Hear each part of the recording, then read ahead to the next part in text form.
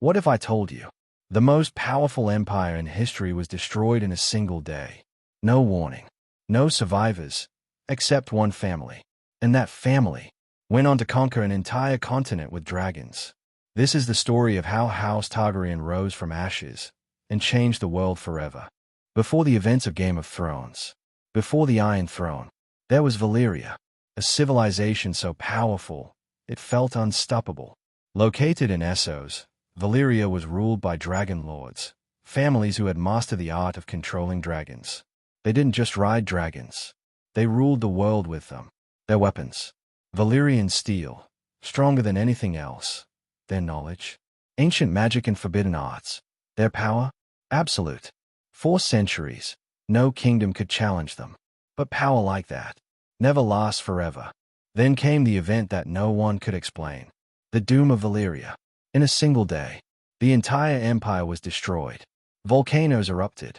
The land split apart. Fire consumed everything. Thousands of dragons, gone. The most powerful families, wiped out. And the scariest part, no one knows what truly caused it. Some believe it was too much dark magic. Others say it was a slave rebellion.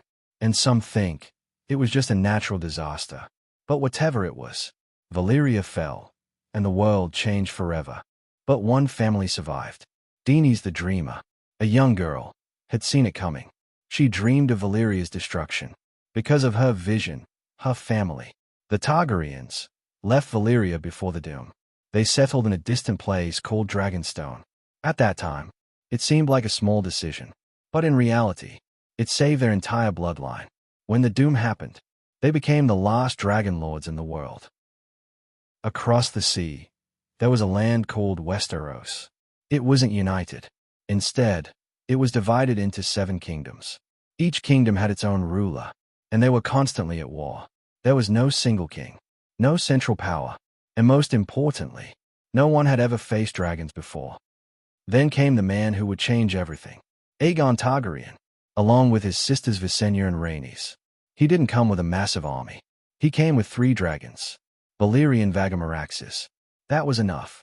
Castles that seemed invincible were melted. Armies were burned in seconds. One of the most powerful fortresses, Harrenhal, was destroyed by dragonfire. Kingdom after kingdom surrendered, not because they wanted to, but because they had no chance. Within a short time, Aegon united 6 kingdoms under one rule. After the conquest, Aegon created something symbolic. The Iron Throne, forged from the swords of defeated kings, melted together by dragonfire. It wasn't just a chair. It was a message. This is what happens if you oppose us. And with that, Aegon became the first king of the 7 kingdoms. Under Targaryen rule, dragons became the ultimate weapon. No rebellion could stand against them. They built King's Landing as their capital, maintained their bloodline, and ruled with unmatched power. This was their golden age. But power built on dragons has one weakness. That weakness came from within. A civil war known as the Dance of the Dragons. It was Targaryen versus Targaryen, a fight for the throne. Between Rhaenyra and Aegon II, dragons fought dragons. Fire met fire. And by the end of it, most dragons were dead. The very thing that made them powerful was now gone. From the fall of Valyria to the rise of the Targaryens, this story is not just about power. It's about survival, destiny, and the cost of ruling with fire. Because in the end, the same dragons that built their empire also led to its downfall. And that is where the real story begins.